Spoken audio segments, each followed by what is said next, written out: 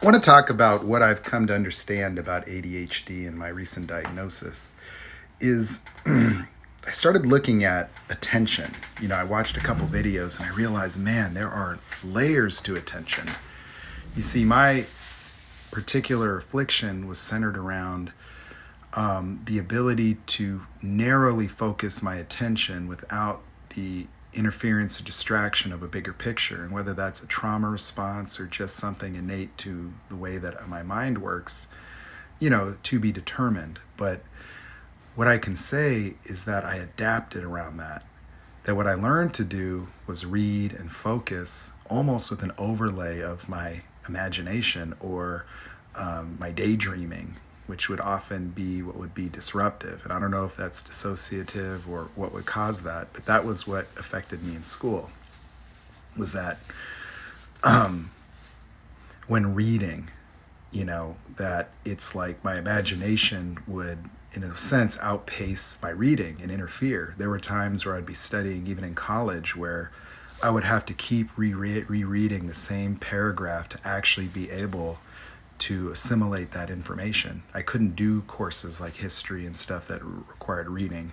Things like physiology, where the light bulbs of my imagination would illuminate during the reading, would be a little easier. And so I found subject matter that required visualization to be much easier. Things that had pictures like anatomy, things that I could correlate imagery. Even when I talk about narcissistic personality disorder and I start discerning patterns in my imagination, that's where all of my knowledge seems to emanate. Is not because I read a lot. It's because I take terminologies and I can visualize them. In fact, when I'm talking about all these different dimensions of being or thinking about it, those things occur almost as indescribable shapes.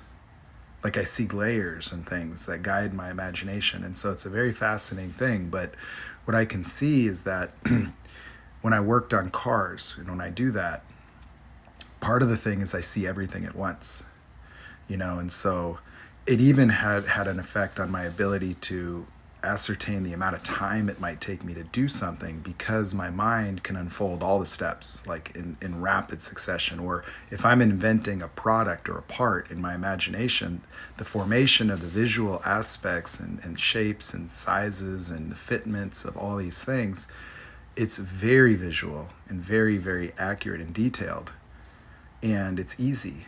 And so I think what I've done over time was the bigger picture of my focus is what was easy. If you sit me in a job, I could not be relegated to the smallness of the role. That what would consume me is the observation of everything else around me. And I would be compelled to try to impact that. But it was always outside the boundaries of my job, and it would create conflicts. It would create devaluation. It would cause me to want to be compelled to share my ideas, and resulted in so much rejection and so much suffocation and so much stiflance that it was very hard for me to just shut that down and focus within the confines of a role.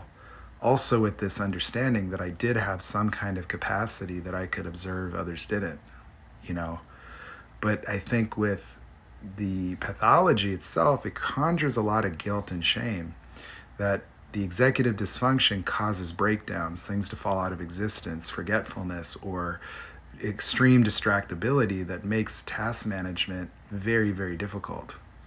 And so I believe I've developed a compensation where I've gotten better and better at actually finding a focus within the big focus, that I can have all those things going on.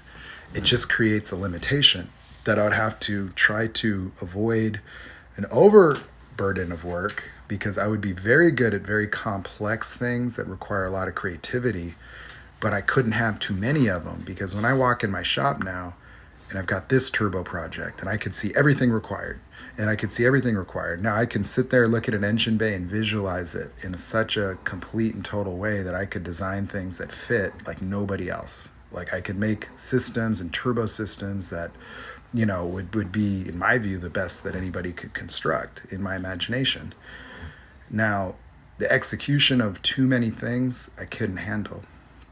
So I've been desperate to try to structure a business where I had the support, where I could be a leader from a creative standpoint and step in where the technical stuff was needed, but I needed people to help with the management of the mundane tasks, like draining the coolant and taking the engine out and doing all the stuff, because while other people in my business could thrive on quick cash flow jobs that would be the lifeblood of a business like mine, and then support me and then allow me to do the long-term projects in a timely manner, I could never function that way. And in fact, I would be avoidant of things that might have been even easier just looking at it on the front end. And so what I'm seeing about my attention is that my attention it's like my cognitive ability within the expanse of my capacity for attention would hold everything in place. And I could manage so many things, and I could create a whole business, and I can manage all that stuff, unless it just crossed a certain threshold where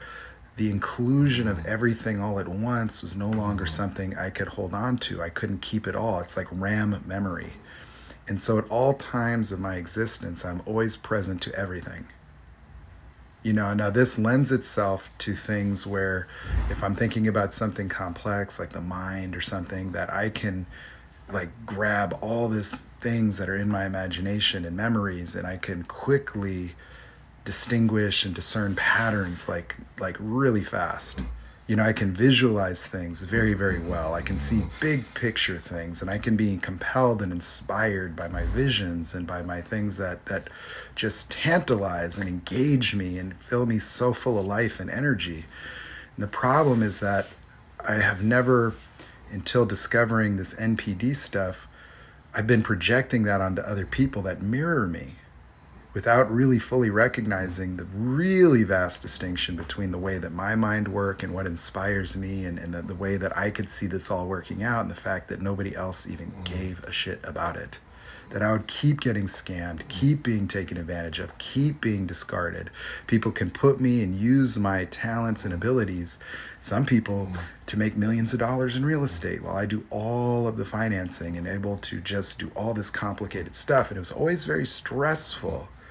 However, I became higher and higher functioning within the bigger, broader scope, with a life that kept growing, and just growing in a way that would always outpace my ability to adapt to the mundane management of tasks. That I've reached a threshold in my life where I couldn't hold it all together anymore. And then it compels me back into this state of shock, fear, bewilderment, where it's a straw that's going to break the camel's back, that I cannot handle ridicule, I cannot handle people treating me poorly, that me being this way has caused so much heartbreak, so much pain, so much projected disappointment, gaslighting, people taking advantage of me, people guilt-tripping me, people taking this dysfunction as a personal affront or using it as a consistent source of devaluation. My failures in life always being thrown in my face. Every single thing would always come up in conversations with family members, friends, or other people, with the total lack of compassion and dignity and understanding. And then the suffering of the guilt from the perpetual and inescapable failure of trying to prevail in a world that was just difficult for me. So it's just been an amazing discovery that at least in part explains the codependent side of the pathological life that I've lived. That getting diagnosed with ADHD, it's provided me with an opportunity to look at how can I restructure my life that would be in support of the strengths that I have, while mitigating my exposure to the things that would cause me to break down and struggle. And then also, I've always been able to sort of forgive myself, that the rebuilding of myself over and over would always, I've become very emotionally able to forgive and just start over again, only to be broken and heartbroken again over and over. Anyway, that's what I see.